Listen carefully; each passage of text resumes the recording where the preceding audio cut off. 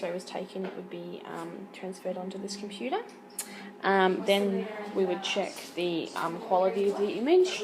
We'd be looking for things that might mean that the film's under or overexposed, including having the patient poorly positioned, lack of sedation, inadequate labelling of left or right with our labels, things like that. So we don't actually have any sort of film development in our clinic. It's all digital, so it means that it goes straight from the plate into the computer.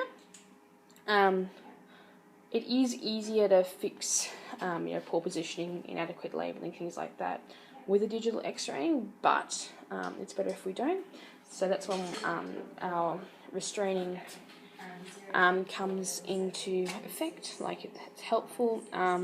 Things like, if we're getting chest x-rays, if there's one of the legs of the patient is covering part of the chest, then of course you won't get a full image of the chest. So you fix that by, probably putting a tie on like you saw me doing, and having the leg just pulled back.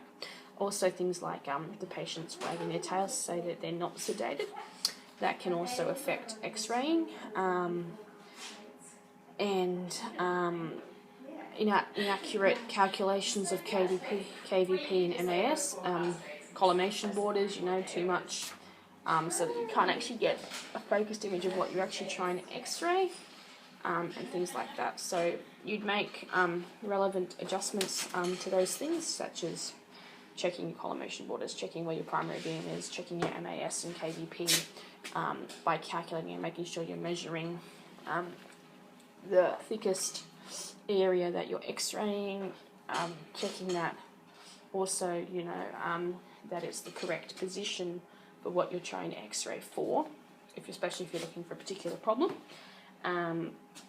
And also, if there's movement to, maybe apply different positioning aids or things like that.